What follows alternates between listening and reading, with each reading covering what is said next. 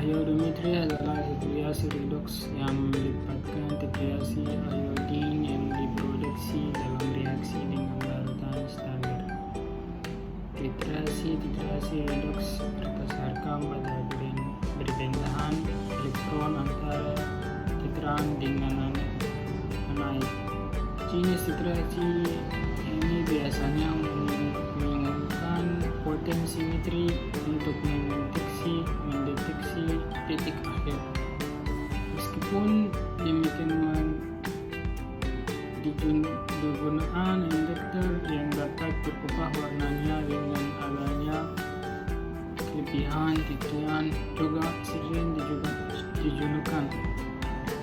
Titrasi yang melibatkan iodium dapat dilakukan dengan dua cara, yaitu titrasi langsung namanya iodometri dan titrasi tidak langsung yang namanya iodometri.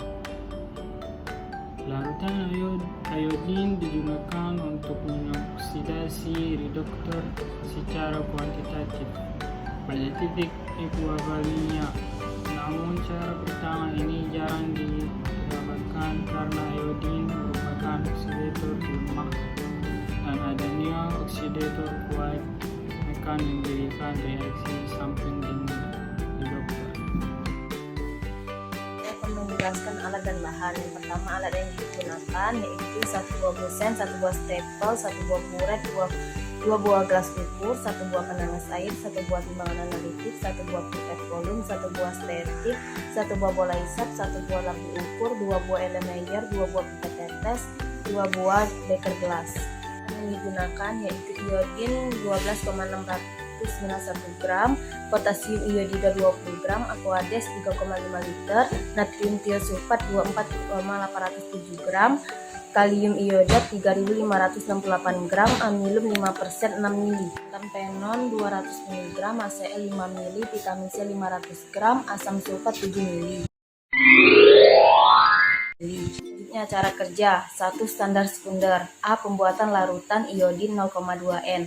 12,691 gram iodin dalam larutan 20 gram Ki, ditambahkan aquades sampai 1 liter, dikocok sampai homogen. 2. Pembuatan larutan standar primer. 1. Kalium iodat 3568 gram kalium iodat dilarutkan dengan aquades 1 liter dalam labu ukur dan dikocok sampai homogen. Selanjutnya pembuatan indikator amilum 0,5% dilarutkan dalam aquades dan dipanaskan sampai kental. 3. Pembakuan larutan standar sekunder. A. Pembakuan larutan natrium tiosulfat 0,1 N 10 mili, larutan kalium iodat 0,1 N, ditambahkan HCl 4N dan 0,3 gram kalium iodat.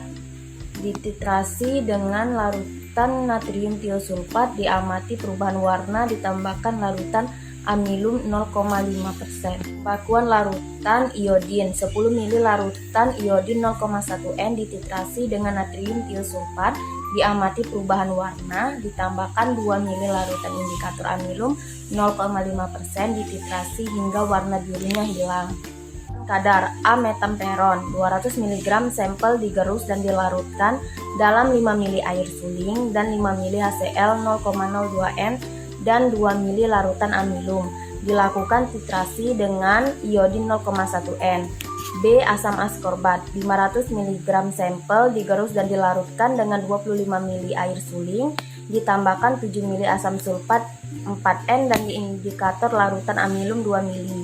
Dititrasi dengan iodin 0,1 N, kocok.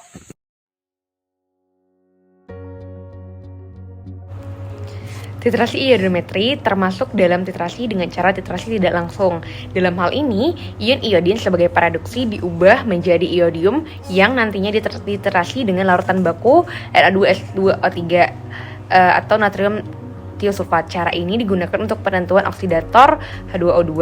Pada oksidator ditambahkan larutan Ki dan asam sehingga akan terbentuk iodium yang akan dititrasi dengan natrium tiosulfat. Sebagai indikator digunakan larutan amilum. Dalam hal ini, iodin sebagai paradoksi diubah menjadi iodium. Iodium yang terbentuk dititrasi dengan larutan natrium tiosulfat. Nah, cara iodometri digunakan untuk menentukan zat pengoksidasi. Misalnya, penentuan zat oksidator H2O2. Pada oksidator ini ditambahkan larutan Ki dan asam sehingga akan terbentuk iodium yang kemudian dititrasi dengan natrium tiosulfat. Untuk menentukan apakah iodium ini telah habis bereaksi, maka ditambahkan amilum sehingga larutan berwarna biru gelap. Apabila warna biru gelap telah hilang, tandanya iodin telah habis bereaksi dengan natrium tiosulfat.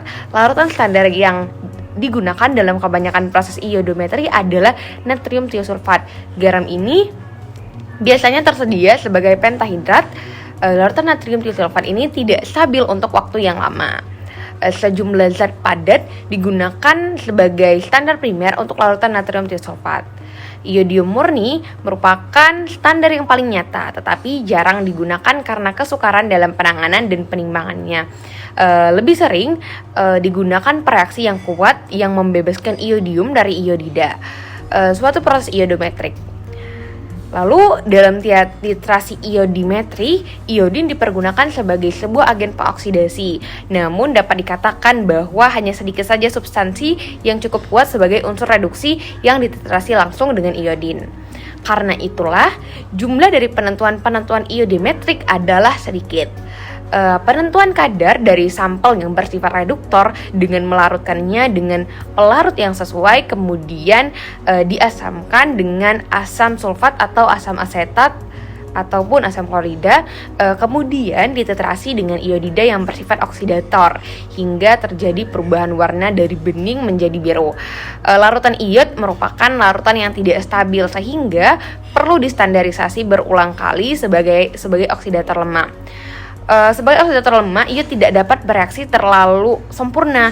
Karena itu haruslah dibuat kondisi yang menggeser keseimbangan ke arah hasil reaksi, antara lain dengan mengatur pH atau dengan menambahkan bahan pengompleks.